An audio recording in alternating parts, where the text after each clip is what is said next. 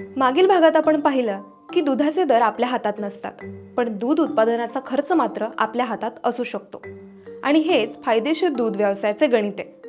आता हे कसं शक्य आहे?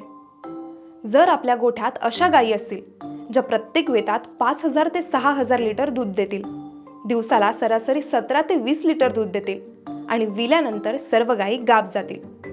जर बोविग्रो, बेस्टकाफ आणि हिफग्रो देऊन कालवडींचे योग्य प्रकारे संगोपन करून आपल्या गोठ्यात गायी चांगल्या तयार केल्या आणि दुभत्या गायींना उत्कृष्ट वैरण, दर्जेदार पशुखाद्य आणि विण्यापूर्वी वेट्रेमिक्स क्लोजअप व विल्यानंतर वेट्रेमिक्स लॅक्टेशन सारखे आहारपूरक घटक दिले तर हे शक्य आहे. म्हणूनच मित्रांनो, हीच फायदेशीर दूध व्यवसायाची त्रिसूत्री लक्षात ठेवा. कालवडींचे संगोपन, वर्षाला एक वेत आणि प्रत्येक वेतात जास्तीत जास्त दुधाचे उत्पादन.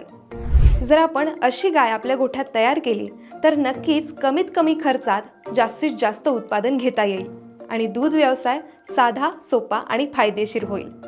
गायी आणि म्हशींचे आरोग्य टिकवण्यासाठी कोणते आहारपूरक घटक महत्त्वाचे आणि त्याचे व्यवस्थापन कसं केलं पाहिजे हे आपण पुढील भागात जाणून घेणार आहोत. त्यामुळे वेटरनरी हेल्थ केअरला फॉलो करायला विसरू नका.